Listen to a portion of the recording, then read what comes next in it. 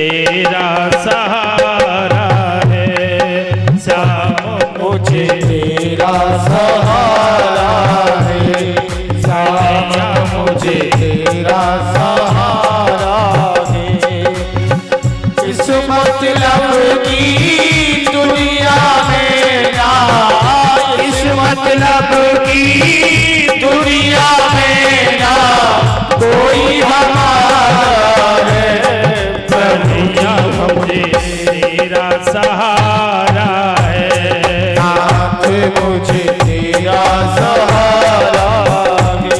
हाँ, इस मतलब की दुनिया में ना, इस मतलब की दुनिया में ना कोई हमारा है, प्रभु जी हमें तेरा सहारा है, नाथ मुझे तेरा सहारा है।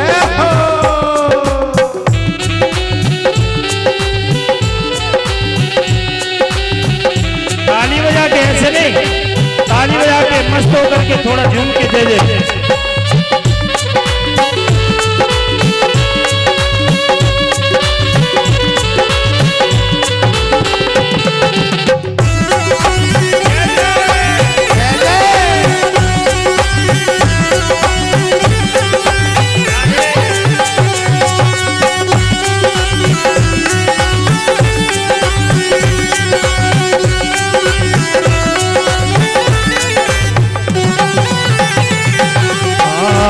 मतलब के हैं सब मतवाले, तन के उजले मन के काले, तन के उजले मन के काले, हाँ तन के उजले मन के काले।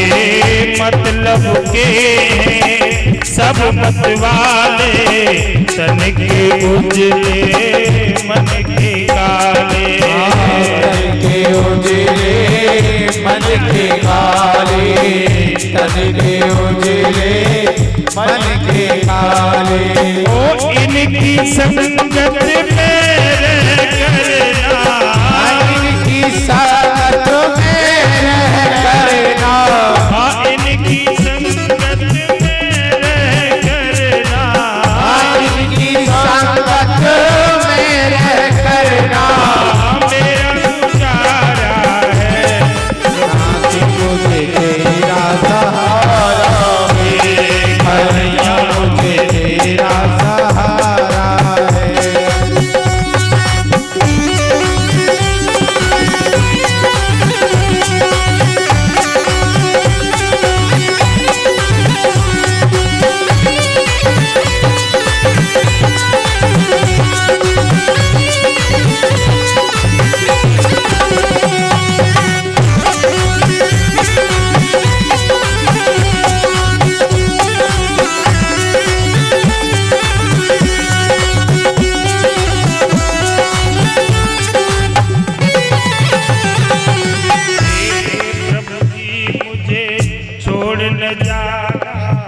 मेरा हौसला तोड़ न जाना, मेरा हौसला तोड़ न जाना, मेरा हौसला तोड़ न जाना।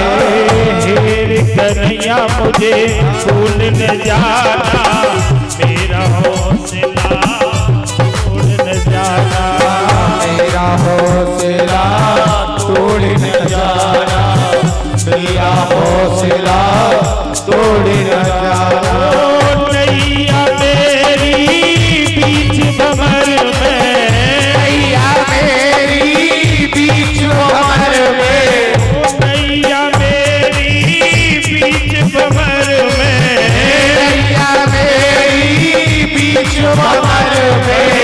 दूर किनारा है, कन्हैया मुझे तेरा सहारा है, श्याम मुझे तेरा सहारा है। ओ इस मतलब की दुनिया में ना, इस मतलब की दुनिया में ना, इस मतलब की दुनिया में ना, इस मतलब की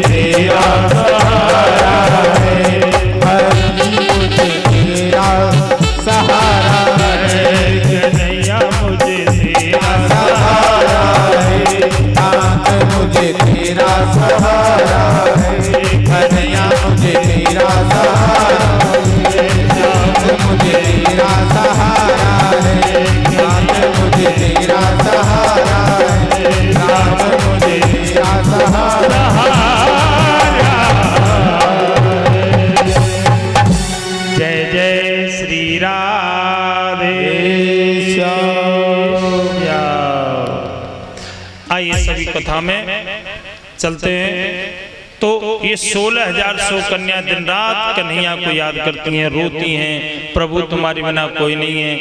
इतना इसका आतंक बढ़ गया भौमासुर का कि महाराज जितना भी जो भी देखे, जिसकी संपदा देखे बस उसी पर आक्रमण कर दे, उसे छीन ले, उसी का अपना कर ले। मणि पर्वत जितना भी ये पर्वत है ना, सब मणि वाले जो भी है रतनों में, ये सब ना अपना अधिकार जमा लिया महाराज, सबको ले लिया। मणि पर्वत, दिति के कुंडल, वरुण भगवान का छत्र, सब कुछ देवताओं को सताने लगा। एक दिन क्या हुआ, एक दिन नहीं तो इसने तो इंद्र पर चढ़ाई कर दी। बोले ए रावत मेरे पास होना चाहिए, इंद्र के पास नहीं। मुश्किल से इंद्र बचे। इंद्र जब दुखी हो गए उससे तो सीधे कन्हैया के पास गए और कन्हैया से कहा प्रभु अब तो हद हो गई भौमासुर की। वो मणि लेकर मेरे पीछे पड़ गया। मणि पर्वत, दिति के कुंडल, वरुण का छत्र, सब कुछ अपने कब्जे में कर लिया। एक छत्र राजा बनना और उस पे से मुश्किल से बचाऊं, मेरे भी ऐरावत हाथी को छीन लेगा। महाराज अब भगवान पर प्रेस डाल रहा है, इम्प्रेस कर रहा है। बोले ठीक है प्रभु आप हमारे दुख से तो आप हमने परिचित करा दिया, एक महान दुख है चिंतन, केवल अनन्य भाव से आपका चिंतन करती हैं। दुष्ट की जेल में पड़ी है, बहुत यातना दे रहा है, उन 16,000 कन्याओं को मुक्त कर दीजिए। उसने संकल्प लिया है कि बहुत सारी जब हो जाएंगी ना किट्टी, एक मंडप बना हुआ बहुत बड़ा, और मंडप में बरनी कितनी होंगी, ये कम से कम 31,000, और बरना मैं अकेला। विश्व रिकॉर्ड कर दूंगा, आज तक इसकी ऐसी शादी किसी की हुई नहीं होगी। 16,000 जेल में पड़ी है, बड़ा दुखी है कन्याएं। भगवान ने कहा चलो ठीक है, समय आने दो, समय आने पर सब ठीक हो जाएगा। इंद्र तो चले गए, चलो व्यवस्था हो जाएगी, आप निश्चिंत रहिए। इंद्र तो चले गए। इसके बाद में एक दिन रुक्मिणी जी बोली प्रभु अच्छा आपने हमारे रहने के लिए वो व्यवस्था कर दी प्रभु, आप में वर्णन नहीं कर सकती। जो एक पति का धर्म होना चाहिए पत्नी के प्रति, वो आपने पूरा कर दिया, फर्ज पूरा किया। पति का धर्म क्या होता है कि दिन भर कपड़ा ही नहीं धुलवावे, चौका बर्तन ही ना करवावे पति पत्नी पे, अच्छा खाने के लिए दे, रहने के लिए दे, भी व्यवस्था बढ़िया करे ना। कूलर नहीं, पंखा वंखा से काम नहीं चलेगा, कम से कम एसी तो हो, और एसी ना हो तो कूलर वगैरह तो हो जो गर्मी ना लगे, व्यवस्था ठीक रहे। खाने के लिए बढ़िया व्यवस्था करे, पहनने के लिए बढ़िया करे, और सारी सुख सुविधा जिनकी भी सुख सुविधाएं होती है ना अपनी सामर्थ्य के अनुसार, नहीं सामर्थ्य से बाहर नहीं, जितनी वो आपकी कैपेसिटी है उसके अनुसार मेरी सुख सुविधा। सो आपने इतनी की है महाराज, आपने द्वारका का हाल क्या बताएं, वैकुंठ से कम नहीं है द्वारका, स्वर्ग से कम नहीं है द्वारका। आपने स्वर्ग द्वारका बना दिया, कोई कमी नहीं। आपने सारी व्यवस्था हमारे लिए कर रखी है खाने पीने की। एक ही कमी है स्वर्ग में और द्वारका में कि स्वर्ग में केवल एक कल्प वृक्ष है, हमारे इस वैकुंठ में कल्प वृक्ष नहीं है। देखिए जो माताएं अपने घर में चीज लाने की, नई नई चीज हमें बड़ी इच्छा करती हैं, है ना। अब यही चाहती है कि मेरे घर में भैया वॉशिंग मशीन भी हो, फ्रिज भी हो, मिक्सी, जब कौन कौन मिक्सी वगैरह में तो भाई पता नहीं, सब चीज हो, और सब चीज हो जाएगी ना तो फिर और चीज की डिमांड करेगी जो ना हो, ये भी मेरे घर हो, ये भी मेरे घर हो, ये भी मेरे घर हो, ये भी प्रभु, ये भी सब चीज। अब क्या है, कुछ भी कमी नहीं है, लेकिन कल्प वृक्ष नहीं है।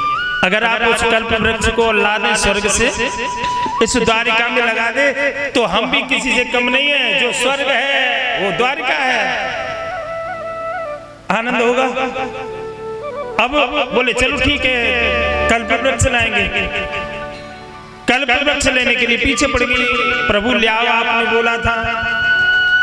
अब कोई चीज मंगानी हो तो वो कह देगा भाई अब तो नहीं, अब की तनख्वाह आवेगी, है ना। बोनस वगैरह मिले वो तो मंगा देंगे, तो तब तक बोनस नहीं मिलेगा तो इंतजार करती रही, मिल जाएगा तो कर देगी डिमांड। आपने बोला था ले आओ ना, पीछे पड़ गई तू जब। अच्छा आदमी कहने के बाद एक बार टालेगा, 2 बार टालेगा, कब तक टालेगा जब आदमी पढ़ाई रहेगा पीछे तो। उन्होंने कहा चलो ठीक है लेने जा रहे। अब एक सत्यभामा जो है ना, सत्यभामा को अपने साथ लिया, बोले देवी चलो कल वृक्ष लेने के लिए चल रहे हैं। अच्छा कुछ कछु बहन बेटी ने मार्केट करवे को ज्यादा शौक है, हरे का हुआ ना हो। वैसे हमारे सनातन धर्म में ज्यादा माता बहनों को भ्रमण नहीं करना चाहिए, घूमना घामना नहीं चाहिए। पति जैसा व्यवस्था कर ले उसमें संतोष रहे, लेकिन कछु ऐसे होंगे आप भी मुखिया बनेंगे जरूर जाएंगे। टमाटर खरीदने होंगे, समझ रहे मैं क्या कहना चाह रहा हूं? ऐसा नहीं करना चाहिए। 16,108 रानी में एक सत्यभामा भी बड़ी ऐसी फ्रेंकली है, बड़ा शौकीन है घूमने की। उन्होंने कहा चलो कल वृक्ष लेने के लिए उसे लेके जा रहा है। उसको साथ में बिठाया और बिठा करके जा रहा है। और द्वारका में तो गए नहीं, बैकुंठ तो गए नहीं, यानी सॉरी क्षमा करें, स्वर्ग तो गए नहीं, सीधे भौमासुर की नगरी पर पहुंच गए। अच्छा भौमासुर कहाँ रहता है? भौमासुर के जो नगर है ना वो कहाँ है? आपने वो देखी है? कामा देखा है? कामा 84 कोस में दूर नहीं है, पास में है, 70-80 किलोमीटर हो गया से।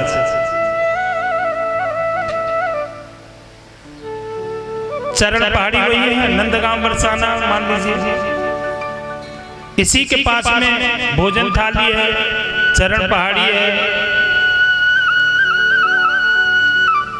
यहीं पर वो फिसलन है, भगवान जो जब खेलते थे ना वो जो देखा है ना, वो क्या बोलते हैं उसे, जो बालक ऊपर चढ़ जाते हैं फिर नीचे फिसलते हैं ना। तो आजकल तो वो फिसलने वाले को क्या बोलते हैं, वो भगवान भी ऐसे फिसला करते थे। उस पहाड़ी का नाम फिसलन पहाड़ी है। भगवान ऐसे बैठ जाते और फिर फिसलते, वो भी जगह वही है। और वहीं पर भौमासुर की नगरी है, वहीं पहुंच गए कामा के पास। कामा में ही मान लो आज भी इसकी गुफा है, वहां भौमासुर की नगरी पे पहुंचे। अच्छा भौमासुर की नगरी पर क्यों सत्यभामा को भगवान क्यों ले गए साथ? इसीलिए ले गए कि भौमासुर पृथ्वी यानी सत्यभामा पृथ्वी का स्वरूप है, और भौमासुर भूम माने पृथ्वी का बेटा है। माँ को जब मैं दिखाऊंगा कि अत्याचार मैंने इस बेटे को मार दिया तो माँ बड़ी दुखी होगी, नाराज हो जाएगी मेरे से।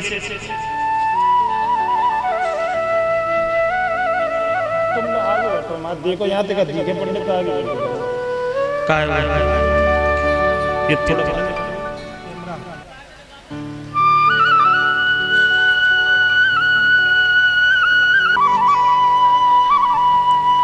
तो उन्होंने भौमासुर पत्नी को साथ इसलिए लेके गए कि भौमासुर यानी पृथ्वी का बेटा है और पृथ्वी का ही स्वरूप सत्यभामा है। इसको जब तक ये नहीं दिखा दूंगा कि इसके कृत्य कैसे हैं और ऐसे लोगों के साथ व्यवहार क्या करना चाहिए, तो इसकी माँ को तो पता चले। इसको साथ ले गए थे, इसलिए भौमासुर की नगरी पे पहुंचे तो शंख बजाया। शंख जब बजाया, साइड में जाओ, शंख जब बजाया है, इतना तगड़ा शंख की आवाज निकली, इतनी शंख की तगड़ी आवाज निकली है। महाराज जैसे शंख बजा, भौमासुर ने देखा रे शंख बजाने में शंख की फूंक का बड़ा महत्व होता है। शंख बजाने में पहलवान होना चाहिए। शंख इतनी जोर से बजा कि शंख की इतनी तगड़ी सांस देखी, इतनी बड़ी फूंक देखी, और इस फूंक को देख करके घबरा गया भौमासुर। इतना तगड़ा सांस को रोकने वाला और फूंक देने वाला तो कोई छोटा मोटा आदमी नहीं, बड़ा ताकतवर है। जब शंख बजाया तो भौमासुर बोला इतना ताकतवर है, लड़ने के लिए आया। भौमासुर अपनी माया के द्वारा लड़ रहा था। भगवान श्री कृष्ण ने उसकी माया को काट दिया और काट करके ऐसा दाव दे करके उस भौमासुर को मार दिया, गोविंदा नमो नमः कर दिया। भौमासुर मर गया। 16,108 कन्या, सॉरी क्षमा करें, 16,100 कन्या सीधे जेल पर गए और जेल का ताला तोड़ करके 16,100 कन्याओं से हाथ जोड़ करके बोले, भगवान देवियों, जिसकी माँ, जिसकी बेटी हो, जिसकी बहन हो, वो अपने मैया के पास, अपने पिता के पास, अपने भाई के पास चली जाओ। मैंने उस दुष्ट को मार दिया और तुम मुक्त कर दी, तुम स्वतंत्र हो, अपने भाइयों के पास, अपनी माँ के पास जा सकती हो, चली जाओ। जैसे ही जेल के फाटक तोड़े खोले, 16,100 कन्याएं भगवान के सामने हाथ जोड़ करके हिलकी भर करके रो गई। उन्होंने कहा, भगवान आप हमारी परिस्थिति समझ रहे हैं, हम भारत की कन्या हैं और भारत की कन्या एक रात्रि के लिए भी कहीं एकांत जगह पर चली जाती है ना, उसे समाज बड़ी गिरी हुई दृष्टि से देखता है कि रातों रात कहाँ रही है। समाज उसे स्वीकार नहीं करता और उसे अपवित्र समझता है। हम भारत की बेटी हैं, इस दुष्ट की जेल में पड़े पड़े हमें बहुत समय हो गया। जब एक रात कहीं बेटी अज्ञात जगह पर चली जाए तब उसे समाज गिरी हुई दृष्टि से देखता है, तो हमें तो इसकी जेल में पड़े पड़े बहुत समय हो गया। समाज उसे स्वीकार नहीं करता, एक रात्रि की ओझल हो जाए आंखों से, तो हमें तो इसकी जेल में पड़े पड़े बहुत समय हो गया। हमारे भाई, हमारे पिता, हमारी माताएं हमें स्वीकार करेंगी? बताओ, करेंगी? भगवान ने विचार किया, अरे भाई सही कह रही हो देवी, एक रात्रि के लिए कहीं कन्या चली जाए, कहीं ओझल हो जाए, अज्ञात जगह पर चली जाए, तो समाज उसे गिरी हुई दृष्टि से देखता है, फिर अपवित्र समझता है उसे। भगवान सोच रहे हैं, इसलिए भगवान कुछ भी नहीं कह पा रहे हैं। इसलिए समझ गई कि भगवान हमारा समर्थन कर रहे हैं, तो हाथ पकड़ लिया 16,100 कन्याओं ने। उन्होंने कहा, हे प्रभु, इसलिए न तो हमारे भाई हमें स्वीकार करेंगे और न हमारी माँ स्वीकार करेंगे, न हमारे पिता, या फिर हमारे पिता अगर किसी को विवाह करना चाहे तो वो पुरुष भी हमें स्वीकार नहीं करेगा कि भौमासुर के पास रह के आई है। सब हमें अपवित्र समझेंगे, हमारी प्रथा को, हमारी पीड़ा को, हमारे दुख को कोई समझ नहीं सकता आपके अलावा। आप तो सर्वज्ञ हैं, सब जानते हैं, इसीलिए हे भगवान, आपके सिवाय हमारा और किसी का कोई नहीं है। हम सारी की सारी तुम्हारा हाथ पकड़ती हैं, आप हमें स्वीकार कर लो। अच्छा एक बात बताएं, जिनका ऑलरेडी विवाह हो चुका है और दूसरों विवाह करें तो कोई परिस्थिति ऐसी पड़ जाए कि दूसरों विवाह करना पड़े, तो बड़ी वाली पत्नी से, यानी पहली वाली पत्नी से आज्ञा लेनी पड़ेगी। बिना उस पत्नी की आज्ञा के तुम दूसरों विवाह ना कर सको। धर्म के अनुसार अगर किसी भी कारण संतान ना हो, कोई भी कारण हो, अगर बड़ी पत्नी कह दे कि तुम दूसरी शादी कर लो तो शादी कर लो, नहीं कहे तो ना करें। भगवान सोच में पड़ गए, अगर मैं इनसे हाँ करता हूं तो अधिकार को, जब तक बड़ी पत्नी को ना पूछ ले तब तक दूसरी नहीं रखी जा सकती है। भगवान ने कोई जवाब नहीं दिया इसका निर्णय, तो भाई हमारी रुक्मिणी जी करेंगे। 16 सत्यभामा को पूछा गया, बोले ये तो बड़ी जी बताएंगे स्वीकार करेंगे कि नहीं इन्हें। अब बड़ी जी, अब क्या हुआ, अब 16,100 कन्याओं को लेकर भगवान तो गरुड़ पे बैठ गए, भगवान आगे आगे चल रहे हैं, 16,100 कन्याएं पीछे पीछे आ रही हैं। अच्छा, जिस दिन पति खैर को चले जाएं वॉशिंग मशीन लेने के लिए, पत्नी जल्दी जल्दी काम करके उस दिन पूरा दिन मन नहीं लगेगा, और कहाँ बैठेगी, भीतर कूलर में नहीं बैठेगी, कहाँ बैठेगी, घर के मुख्य द्वार पे बैठी रहेगी गर्मी में, और बार बार दरवाजे की तरफ, रास्ता की तरफ देखेगी। अभी तो आई नहीं, ना कोई ट्रेन आई, ना कोई टेम्पो आया, अभी तो आए नहीं, 3 घंटा हो गए, अभी तो आए नहीं। उसे तो ये लग रही है कि कब मेरे घर नई चीज आए। कल्प वृक्ष आ रहा है ना, सोच रही है कल्प वृक्ष होगा, यहाँ लगाऊंगी, यहाँ उसके फूल गिरेंगे, यहाँ उसकी डाली आएगी, महाराज बड़ी खुश हो रही है, मैं यहाँ लगाऊंगी, मैं यहाँ लगाऊंगी, ऐसे सोच रही है। कल्प वृक्ष। अब सोच रही है कि कहां कहां क्या क्या रखूंगी। सुबह से शाम हो गई लेकिन अभी कल्प वृक्ष नहीं आ रहा है। जैसे ही शाम हुई वैसे ही देखा कि भगवान गरुड़ पे आ रहे हैं। जैसा देखा कि गरुड़ पे आ रहे हैं, मैया बड़ी खुश हुई, ले आए आ गई, ले आए ले आए आ गई। और जैसे ही भगवान आए, महाराज दौड़ी दौड़ी गई, जल लेके आई। जादन पति उनके मन को काम कर दे पत्नी ने के को, तो वादन अति प्रसन्न पति की विशेष सेवा है।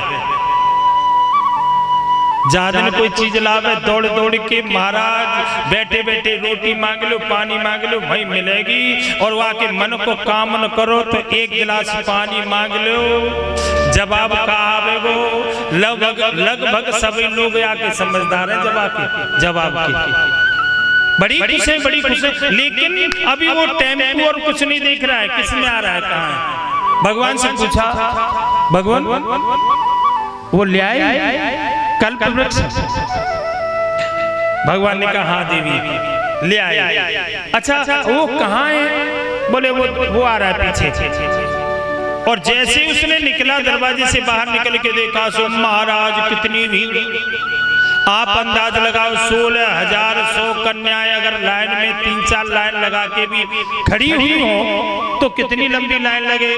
महाराज कम से कम खैर तक पहुंच जाएगी लाइन। इतनी लाइन लंबी एकदम। रुक्मिणी जी ने कहा, रे प्रभु ये क्या माजरा है, मेरी समझ में नहीं आ रही है। ये कल्प वृक्ष है कि पूरा कल्प वृक्ष ही उखाड़ लाए? ये सब क्या माजरा है, ये कौन है, कैसे हैं? उन्होंने ये सारा वृत्तांत बताया। देवी ये भौमासुर की जेल में पड़ी थी। वो भौमासुर कह रहे हो कि जब ये बहुत सी है जाएंगी तब इनके साथ एक बार मंडप में इनके साथ विवाह करूंगा। ये सब दुखी है कि मेरे भजन करती रोज। मैंने कि मुक्त कर दई तो मैंने कि अपने भैया के यहाँ पास चली जाओ, पिता के पास चली जाओ। और कि रोने लगी। और इन सब ने हमारा हाथ पकड़ लो और मोते यूं कह रही है कि भगवान हम भारत की कन्या, और भारत की कन्या एक रात्रि के लिए भी कहीं ओझल हो जाए तो समाजों से गिरी हुई दृष्टि से देखता है। हमें कौन स्वीकार करेगा, इसलिए हम जाए तो जाए कहां। इन्होंने मेरा हाथ पकड़ लिया।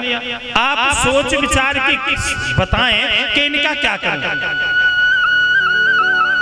रुक्मिणी जी ने बड़ा सोचा। उन्होंने कहा कि मैं एक युवती हूं ना, एक देवी हूं ना, इसलिए इन देवियों की पीड़ा को मैं समझ रही हूं कि भारत में अगर कन्या एक रात्रि के लिए अज्ञात जगह पर चली जाए, माँ बाप की आंखों से ओझल हो जाए, समाज उसे बड़ी गिरी हुई दृष्टि से देखता है, स्वीकार नहीं करता, अपवित्र समझता है उन बहन बेटियों को। इसीलिए तो देवी, फिर मैं क्या करूं। रुक्मिणी जी बोली, प्रभु कोई बात नहीं है, इन सारी की सारी देवियों को मैं अपनी छोटी बहन के रूप में स्वीकार करती हूँ। इसीलिए रुक्मिणी जी ने जब ये दे दी है स्वीकृति कि मैं सबको छोटी बहन समझती हूँ, तो भगवान ने उनका पाणी ग्रहण संस्कार हुआ। इसलिए 8 रानी तो पहले थी पटरानी, और 16,100 कन्या और हो गई। कितनों ब्याह है गए भगवान के? कितने? 16,108 इनके विवाह हो गए। लेकिन बता दें इनके बालक कितने भाई भगवान के? एक रानी के 10-10 बेटा भाई। इन 10-10 बेटे के नाम है भागवत में, अगर मैं सुनाऊं तो भैया 7 दिन तो नाम लग जाएंगे। और एक बेटा के फिर 10-10 बेटा भाई, और एक बेटा के फिर 10-10 बेटा भाई। कितने नाती बेटा कृष्ण के भाई लगा लिए भाई गणित। मेरे तो कमजोर है मैथ में, तो मैं होता तो इंजीनियर हो तो कौन, मैथ ही तो कमजोर हो जब तो नाम है। मैथ कमजोर है कितने। मैं तो जो कथा कहूँ ना तो का मार की कहूँ आज तक। जहां देखे कृष्ण के यादव कृष्ण के बेटा बड़ी भारी। अच्छा कई बार लोग कहते हैं, बोले महाराज काय की धपंग मार रहे हो, व्यास गद्दी पे बैठ गए, बीच में कोई बोल ना सके, मन में आवे सो तुम कहते रहे तो हैं। ऐसे ना है सके एक आदमी के 16,000 पत्नी है सके और एक एक पत्नी के 10-10 बेटा। हे भगवान, मजाक नहीं कर रहा हूँ, सत्य बता रहा हूँ। भगवान की एक 16,000 रानियां हैं। वैसे भागवत में 16,008 रानी का वर्णन है। 8 पटरानी है और 16,000 क्या है?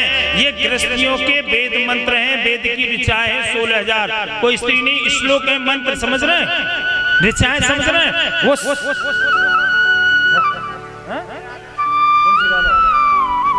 अच्छा, जय जय है वो भैया। 1100 रुपये से पंकज चौहान जो महेंद्र सिंह के सुपुत्र हैं, व्यासपीठ का सम्मान उनकी धर्मपत्नी कर रही है।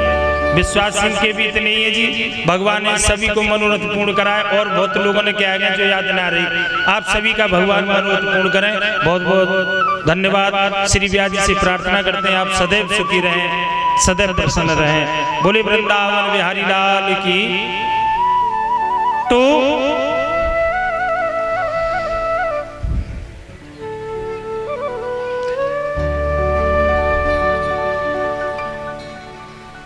इनके सबके ये क्या है, ये ऋचाएं हैं। और विद्वानों ने क्या किया है, देखिए एक एक विद्वान निकले और एक एक विद्वानों ने वेद की ऋचाओं के 10-10 भावार्थ कर दिए। इन वेद मंत्रों की जो अर्थ है, टीका है, वो बेटा माने गए। एक एक विद्वान ने एक एक श्लोक के, एक एक मंत्र के, एक एक ऋचा के 10-10 भावार्थ करे। और विद्वान निकल के आए, उन्होंने एक एक भावार्थ के 10-10 भावार्थ करे। और विद्वान निकल के आए, उनके एक एक भावार्थ के फिर उन्होंने 10-10। भगवान के एक भी पत्नी नहीं है। भगवान जब ये कहते हैं ना, एको हूं द्वितीय नास्ति, मैं केवल अकेला हूं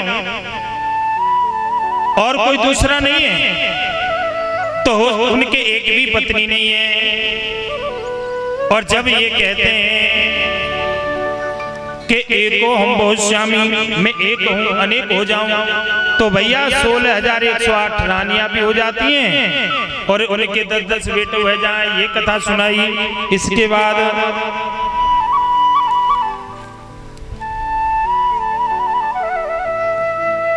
एक दिन भगवान द्वारिका में रहते हैं और एक दिन क्या हुआ,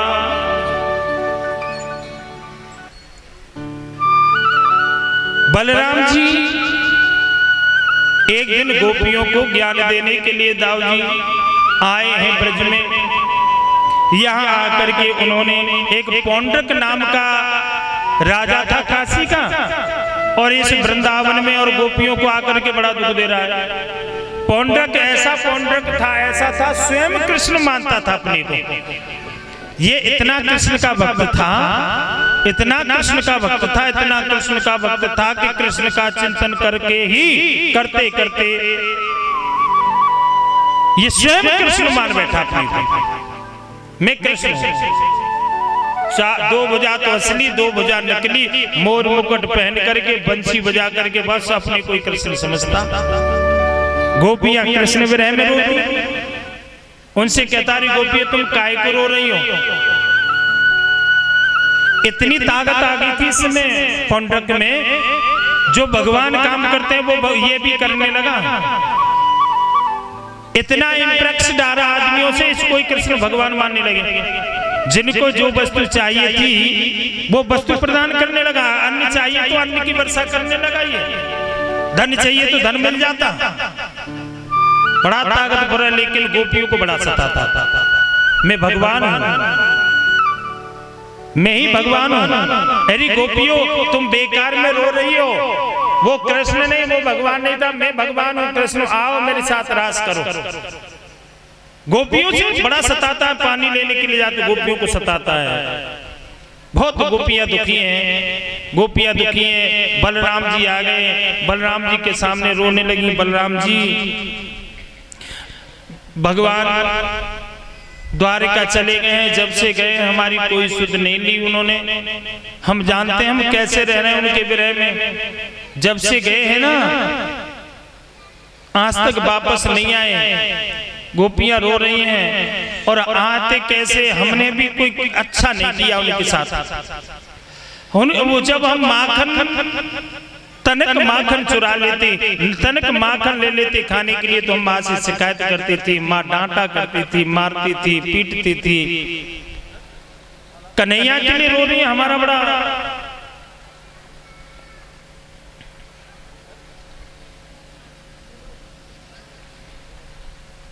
कन्हैया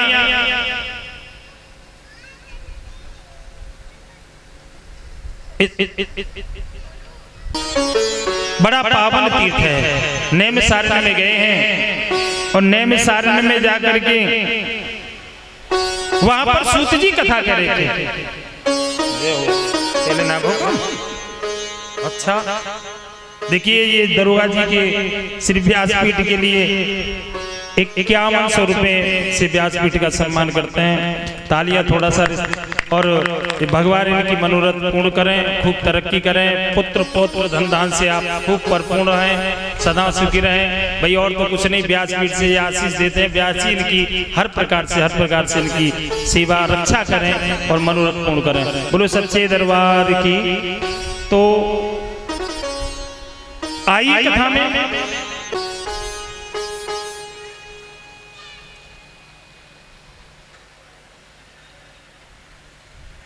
उन्होंने कहा एक सूत जी कथावाचक थे, बैठकर व्यास, जरा ध्यान दें, बैठकर व्यास गद्दी पर कथा कह रहे थे सूत जी। और सूत जी ब्लोम जाति के थे। ये ना ये ब्राह्मण नहीं थे, पर इनकी माता पिता ब्लोम जाति की थी, एक जाति की नहीं थी। माने माता भी और पिता भी अगर ब्राह्मण हैं तो वो विप्र हैं। अगर ब्राह्मण न होकर के माता और जाति हो, या फिर माँ ब्राह्मण हो और अन्य जाति पिता हो, ऐसी जाति का वो ब्लोम जाति का है। उनको देखा रहे, इनको अधिकार कहां से आया? देखिए ये श्रीमद् भागवत, ये कथा जो है कोई भी कर सकता है। भगवान के गुणानुवाद आप कोई भी कहें, चाहे क्षत्रिय हो चाहे वैश्य हो, कोई भी हो, राम कथा सब कह सकता है। लेकिन राम कथा कहीं भी बैठ जाइए, आप कहिए अच्छी बात है, सुनिए, कहिए, गाइए। मैया हो भैया हो, कोई भी राम कथा कहे, सब प्रवचन करे, राम कथा कहे, कहीं भी बैठ जाओ। लेकिन व्यासपीठ पर संकल्प लेकर अनुष्ठान के अनुसार राम कथा आप नहीं कह सकते, केवल ब्राह्मण के द्वारा ये राम कथा होगी। ये कथा केवल ब्राह्मण के द्वारा, ब्राह्मण भी विप्र होना चाहिए, विरक्त वैष्णवो विप्र विरक्त होना चाहिए, भगवान का विष्णु का भक्त होना चाहिए, और विप्र होना चाहिए, और विप्र होना चाहिए, और शास्त्र का ज्ञानवान होना चाहिए, जानने वाला, और उसके लिए दृष्टांत देने में भी निपुण होना चाहिए। कथा कहने में नहीं, उसका दृष्टांत ऐसा हो कि उसका सार तत्व समझ में आ जाए, तो दृष्टांत भी देने वाला होना चाहिए, ऐसा कथावाचक होना चाहिए। इसलिए व्यासपीठ पर बैठकर कथा कहने का अधिकार किसी का नहीं, केवल विप्र का, ब्राह्मण का है। अनुष्ठान के रूप में, संकल्प के रूप में, संकल्प लेकर किसी से अपने पिता इत्यादि का कल्याण कराना है, तो कथावाचक ब्राह्मण होना चाहिए। और प्रवचन करने हैं तो कोई भी करो, कीर्तन कोई भी करो, मैया हो भैया हो, कोई भी हो, कीर्तन बैठ के खूब भजन गाओ, खूब कीर्तन करो, खूब अपने भगवान की हर चर्चा करो। उन्होंने कहा ये सूत है, और सूत भी देखिए, सूत जी कोई मामूली चीज नहीं थे, बड़े विद्वान थे। सूत जी ये कथा कह रहा है, बलराम जी को अच्छा नहीं लगा, क्रोधित हो गए देखकर। ये सूत कथावाचक कह रहे हैं, अनुष्ठान बन के व्यास गद्दी पर बैठे हैं, केवल ब्राह्मण का अधिकार है व्यास गद्दी पर।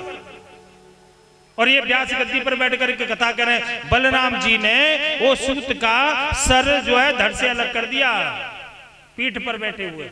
अधर्म हो रहा हमारे आगे भी।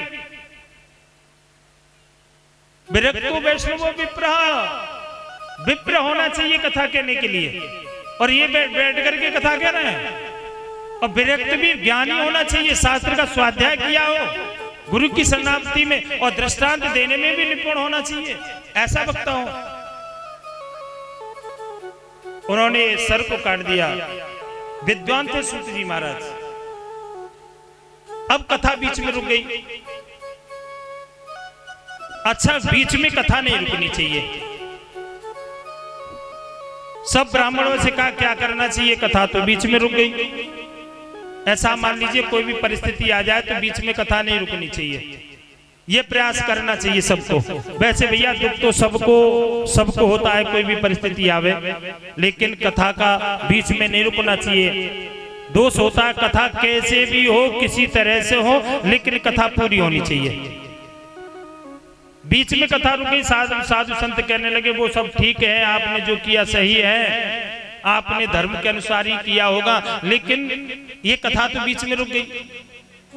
ये कथा बीच में नहीं रुकनी चाहिए, इस कथा की तो पूर्णता करा दो। अच्छा, जो अब उन्होंने कहा पूर्णता किससे कराए, मान लीजिए व्यास, एक बात कह रहा हूं कि कथावाचक कोई बात हो जाए, उन्होंने घटना घटे, बीमार हो जाए या किसी प्रकार से ब्राह्म कथा में लग जाए, तो कथा कैसे पूर्ण करें? जिसके द्वारा संकल्पित है, जिससे संकल्प लिया है, जिसको नारियल दे दिया है। ऐसा नहीं कि पंडित जी महंगे आ रहे हैं, नारियल दे दिया, बोले इतने में तो कि 2 भागवत कर देंगे, ये सस्ते पंडित जी हैं, उन्हें छोड़ के इन पे करवा लो। जिनको निमंत्रण दे दिया उन्हीं से द्वारा कराएं। और कारण कोई भी हो, अब ब्याह बीच में कथा रुक जाए, मान लो तो व्यास जी है, कोई बीमारी है जाए, बुखारी आ जाए, ना कैसे कि तो अब कथा आ गई, तो क्या करें? उसी के वंश के द्वारा उस कथा को पूर्ण कराना चाहिए। बेटा भी उसी का ही स्वरूप होता है। मान लीजिए कोई बात हो जाए तो उसके ही रूप में उसका पुत्र भी होता, आत्मज, उसके बेटे के द्वारा इस कथा को पूर्ण कराया जा सकता है। सूत जी तो नहीं रहे, इस कथा को पूरा करा दीजिए उनके बेटे के द्वारा। सूत पुत्र का फिर गद्दी पे बिठा के पूजन किया गया और इस कथा की पूर्णता करा दी गई है। ये कथा सुनाई गई और इसी के साथ अब एक छोटा सा भजन चलते हैं और फिर आगे की कथा में। बोली वृंदावन बिहारी लाल की, बोले आनंद कंद भगवान की जय। अरे रख बनवारी अपने ये दोनों हाथ मेरे सिर पर वारी, अपने ये दोनों हाथ देना हो तो दीजिए, जन्म जन्म का साथ देना हो तो दीजिए, जन्म जन्म का साथ, और देना हो तो दीजिए, जन्म जन्म का साथ। ओ मेरे सर पर रख बनवारी, मेरे सर पर रख बनवारी, अपने दोनों हाथ देना हो तो दीजिए, जन्म जन्म का साथ। अरे देना हो तो दीजिए, जन्म जन्म का साथ।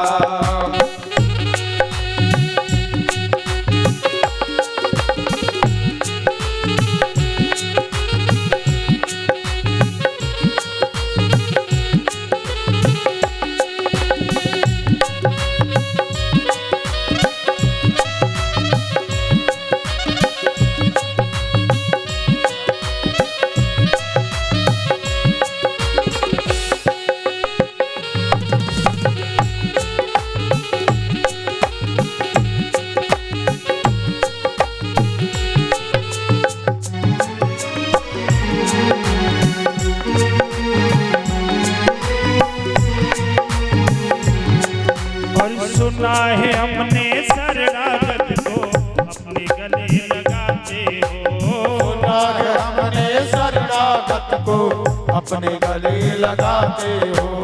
ऐसा हमने क्या मांगा जो देने से कतराते हो, ऐसा हमने क्या मांगा जो देने से घबराते हो। चाहे सुख में हो या दुख में, चाहे सुख में हो या दुख में, सुख में हो या दुख में, बस थामे रहना, देना हो तो दीजिए, जन्म जन्म का साथ।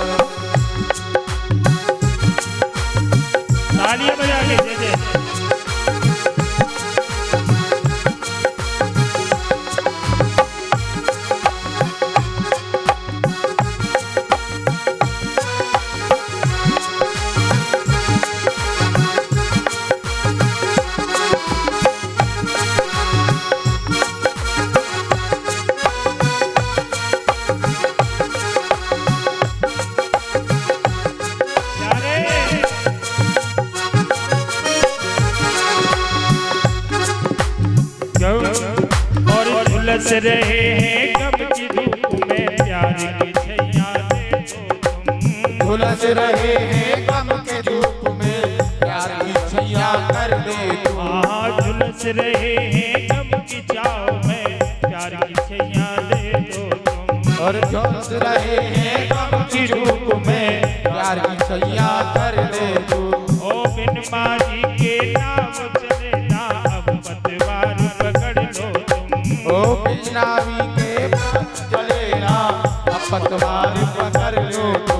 और बिन माझी के नाव चले ना अब पतवार पकड़ लो तुम। बिनावी के नाव चले ना अब पतवार पकड़ लो तू।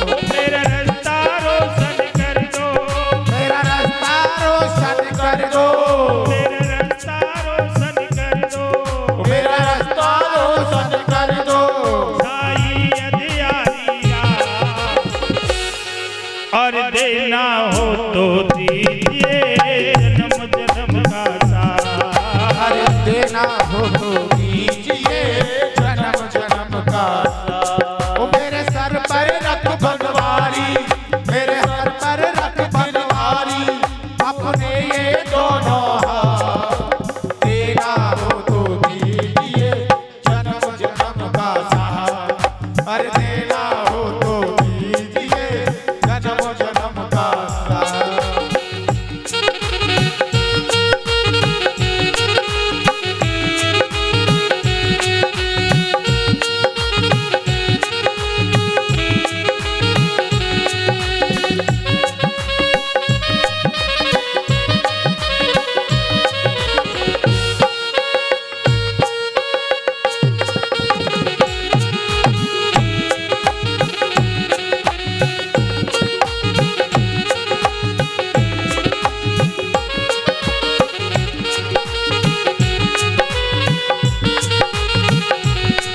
और रंग महल की आशा है ना दौलत की अभिलाषा है। हरे रंग महल की आशा है ना दौलत की अभिलाषा है। रंग महल की आशा है ना दौलत की अभिलाषा है। हरे रंग महल की आशा है ना दौलत की अभिलाषा है। वो आएगा ना द्वार तुम्हारे दर्शन की अभिलाषा है। अरे आएगा ना द्वार तुम्हारे दौलत की अभिलाषा है। तेरी भक्ति करे हम गाना, हम भक्ति करें तेरे गाना। तेरी भक्ति करे हम गाना, तेरी भक्ति करें हम गाना। तेरे मंदिर के द्वार देना हो तो दीजिए जन्म जन्म का साथ। देना हो तो दीजिए जन्म जन्म का साथ। ओ मेरे सिर पर रख बनवारी, मेरे सर पर रख बनवारी, ओ मेरे सर पर रख बनवारी, मेरे सर पर रख बनवारी। अपने ये दोनों हाथ देना हो तो दीजिए जन्म जन्म का साथ। तेरा हो तो दीजिए जन्म जन्म का साथ। हमें देना हो तो दीजिए जन्म जन्म का साथ।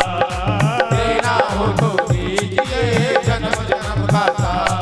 वो देना हो तो दीजिए जन्म जन्म का साथ। ओ देना हो तो दीजिए जन्म जन्म का साथ। हाँ जन्म जन्म का साथ। हाँ जन्म जन्म का साथ। हाँ जन्म जन्म का साथ। हाँ देना हो तो दीजिए जन्म जन्म का साथ। देना हो तो दीजिए जन्म जन्म का साथ। और देना हो तो दीजिए जन्म जन्म का साथ। और देना हो तो दीजिए जन्म जन्म का साथ। जय जय श्री श्री राधे श्याम। इसी के साथ थोड़ा दान और है। तलवार चिमटा फूकना सब खींचे रोज। अब भैया बोलो अरे देवियों तुम इस प्रकार से मत लड़े करो, या प्रकार से मत लड़ो। देखिए जाके घर की सवेरे ते शाम तक कलह है वे, लड़ाई है वे, वहां के घर ते लक्ष्मी चली जावे। तुम ऐसे मत लड़ी करो भैया, वो तेरी समझावे पर कब लड़ाई है वे। दुनिया तो सवेरे सवेरे जगे और जग के और दुनिया जय श्री कृष्ण राम राम राम राम ऐसे करे, भजन पूजा पाठ में लगे, और वो दोनों सोते जगे और फूकना और चीमटा खींचे, बोले आजा सोते आजा सोते, तो चीर दूंगी और तो जने मुंह पे लड़नो आवे ना हजर काका के, तो यूं कर दूंगी तो यूं कर दूंगी, आजा आजा आजा। भैया बड़ो परेशान हाथ जोड़े, अरे देवी अरे देवी, अरे लड़ाई बंद ना हो। भैया ने करी फैसला, भैया बोलो एक काम करो, तुम न्यारी न्यारी रहो, राज साजे में बात ना बनेगी, एक जनी रहे ऊपर और एक जनी नीचे, ऊपर एक अट्टा बनवा दो, एक अट्टा बनवा के बोलो एक तो रहो अट्टा में और एक रहो नीचे। तो छोटी वारी ते कही कि तू ऊपर रहकर छोटी वारी में काहे को रहूं ऊपर, एक बन रहे हो, जाड़े में तो जाड़ो लगेगो, गर्मी में सीधी गर्मी लगेगी, मैं तो नीचे रहूंगी, केहू कमरा बनने, कहूं बैठो कहूं उठो कहूं सो, मैं नीचे रहूंगी। बड़ी छोटी वारी ने नीचे घेर लो पूरा घर। बड़ी वारी बोली हमें क्या चाहिए, सर छिपाए हुए कुछ छत चाहिए, हम तो ऊपर रह लेंगे। अब बड़ी वारी सीधी से ऊपर रहे, भैया ने न्यारी कर दी। अब भैया को क्या होगा, भैया बोलो एक काम करो, 2 महीना भोजन नीचे बने करेंगे हमारे तारीख के हिसाब से, और तारीख पूरी वही 2 महीना भोजन ऊपर बने करेंगे, दोनों महीना में भोजन बने, 2 महीना नीचे 2 महीना ऊपर। ऐसे समय निकल गो, समय बाद इतनो ऐसो भयो कि वो बड़ी वारी के पियर के भैया आए, भैया ते बोलो बीवी गांव को चल घर को चल। भैया वो बहन बोली क्यों भैया, कहा काम है, कह तेरी भाभी ने बुलाई है। बोली भैया कोई काम तो होगा, काय को बुलाइए। भैया बोलो रे यूं कह रही के बीवी ने ले वाला बालक बच्चों होगो ने कच्ची सहारो सेवा बालक वाली। और जब काऊ के बालक बच्चों होनहार होगा तो बुआ बुलाने काम फाम को ने का देख देख कर। अच्छा बुआ खबर मिली कि भाभी ने बुलाई है, तो बुआ दौड़ी दौड़ी चली आवे, फिर देर ना करे, देर यूं ना करे कि भाभी के लाला है वो, तो भाभी की झुमकी मिलेगी और जन फूल को बेलो जन काका मार मिलेगा, या माल के चक्कर में दौड़ी दौड़ी आवे। अब वो आई दौड़ी दौड़ी आ गई, साहब खूब सेवा करी, बुआ आ गई और बुआ ने खूब सेवा करी, भाभी के लाला भयो बड़ो आनंद। अब तो नंद अकेली, अब भाभी ने खूब दान दो, जैसे देनो सामर्थ्य के अनुसार भाई खूब दान दो। जब खूब दान दो, जब दान दे की जब वहां से बोली भैया देखो पूरे भाभी पूरे जाड़े निकल गए, पूरे जाड़े निकल के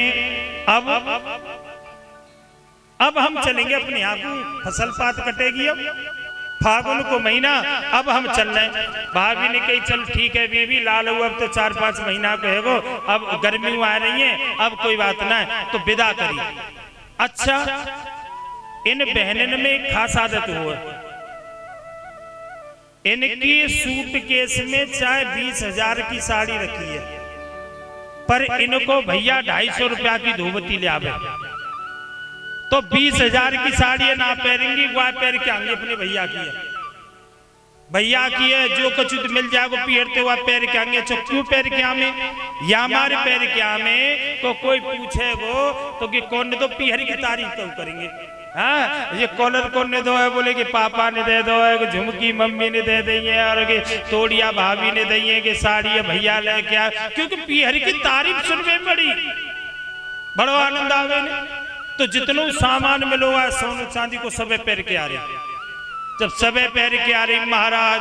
अच्छा पहले सूटकेस ना आए, तुम्हारे जमाने में सूटकेस तो कहा बकस हो, बकस बकस हो। अब बकस है धर के चांद पे आ रही और पूरा आभूषण पैर के आ रही, सूर्य छिपे गुजारो लाल लाल लहरो, जैसी नहर पे ते आ रही है, नहर पे ते आ रही है, और पाम जैसी धरे ना तो अब महाराज आवाज है वे आभूषण की, छम्मा छम्मा छम्मा छम्मा।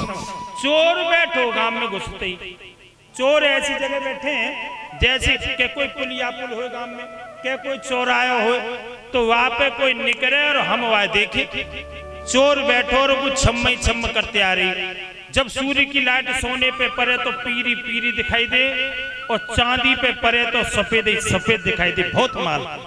चोर बोले तेरी का, अरे बड़ो माल लेके आइए तुम, ये तो बहुत माल लेके आइए।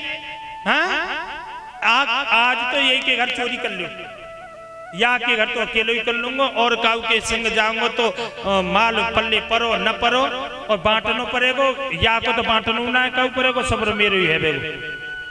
गो तो गई घर को नेक झुटपुटो भयो और झुटपुटे में दुबक के बैठे को चोर आए घर में जाके।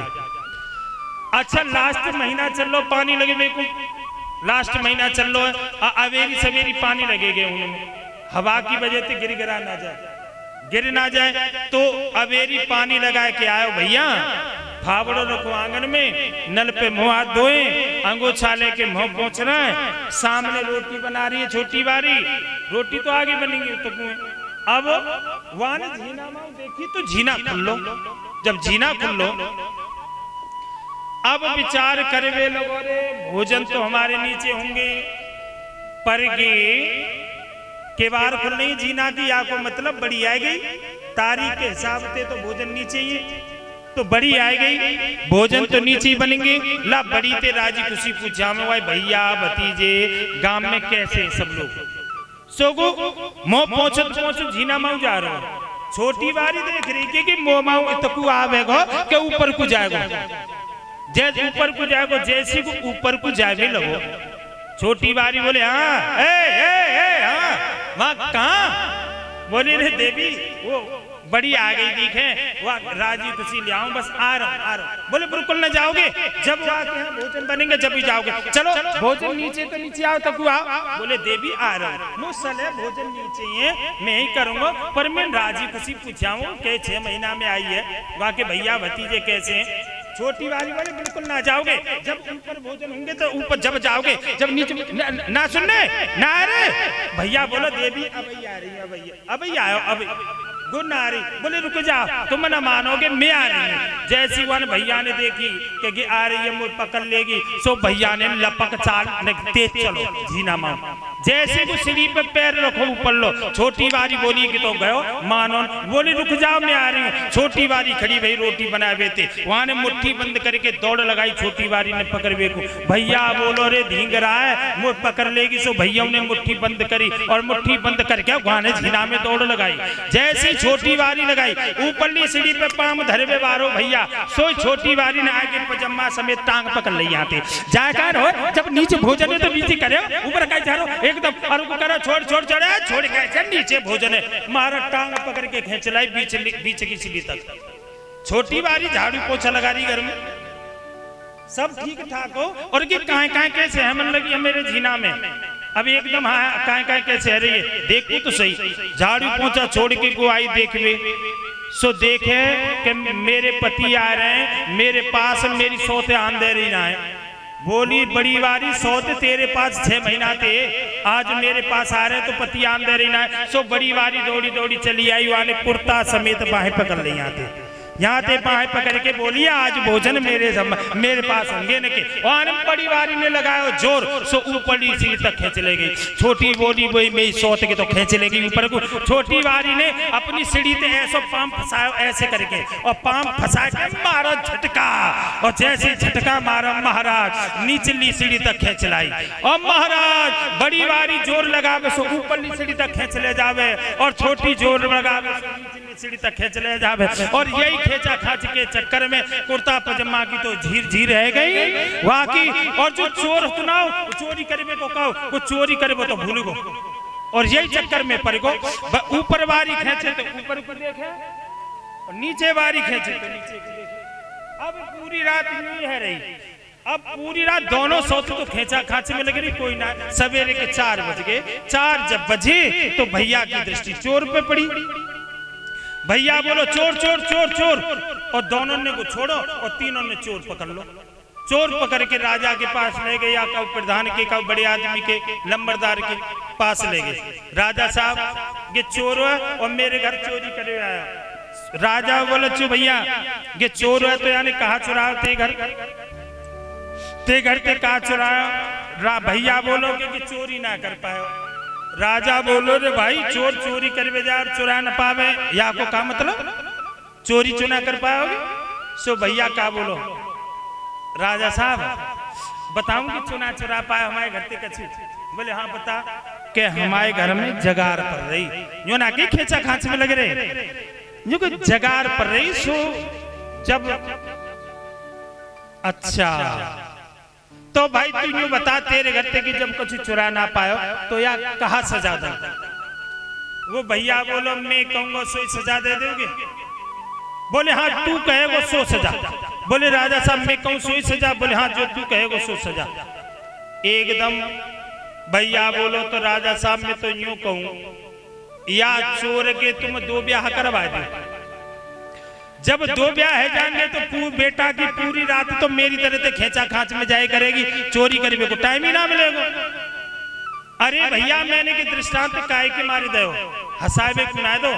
बहुत से लोग तो यूं करेंगे कि ब्याज तो वैसे ही मार लो बता ले हो महाराज, बहुत बढ़िया कथा। महाराज ये लक्षण वक्ता में होने चाहिए।